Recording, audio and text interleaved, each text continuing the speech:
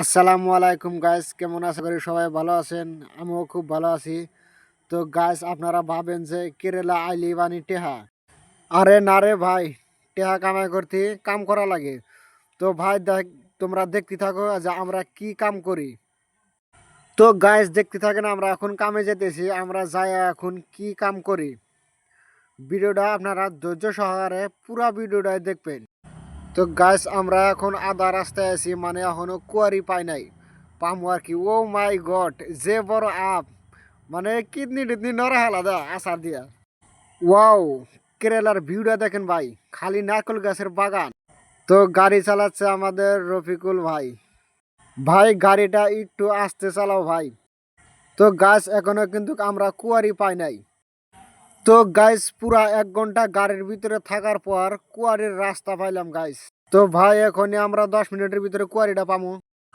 তো ভাই অলরেডি আমরা এসে কুয়ারি পাইলাম, ড্রাইভার গাড়ির থিয়ে নামতেছে, মানে কি কমু ভাই, সারা রাস্তা ড্রাইভারের ঠেকনাতি মানে আমাদের জীবনটা শেষ করে হালাইছে ভাই। তো ভাই আপনাদের আজকে দেখাবো আমরা কি কাম করি। ভাই দেখেন আমরা কত কষ্টের কাম করি এখানে। ভাই দেখেন কিভাবে গাড়িটা লোড করতেছে। তো ভাই এটাই আমাদের প্রবাসীর জীবন ভাই। আপনারা তো দেশে থেকে কন যে কেরালা গেলেই বাড়ি পয়সা।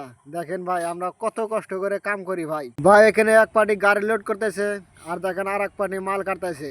এই মাল নিয়ে ওরা গাড়ি লোড করবে। তো গাইস অলরেডি গাড়ি লোড করা হয়ে গেছে, অলরেডি আমরা আসতেছি সাইডে।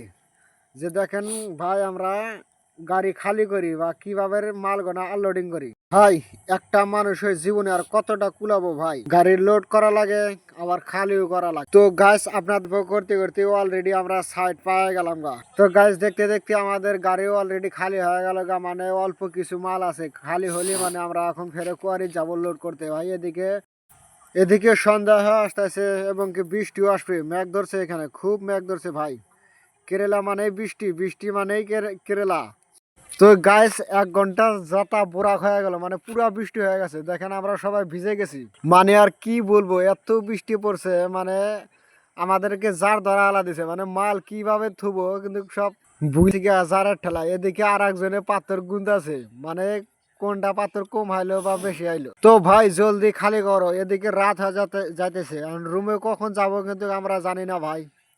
তুমি অল্প জলদি খালি করো। তো গাইস জলদি করতে গিয়ে কিন্তু আমাদের একটা পাথর ভাঙিয়ে গেছে, মানে এর পয়সাটা আমাদের গাড়ি থেকে দিতে হবে। তো গাইস ইতিমধ্যে গাড়ি খালি করা হয়ে গেল, আমরা আইসি গা ধোয়া নিয়ে গেল। এটা আমরা কই ঝর্ণা, 41 ঝর্ণার মতো, এটাও পাহাড়ে থেকে পানিটা পরে আর কি, এটা নাল দিয়ে আসতেছে, মানে আমরা এখানে গা পা ধুই। তো গাইস ঠান্ডার মধ্যে বেশি গাও ধোয়ার মতো না। অলরেডি আমরা ইয়া হাবিবি কেরালা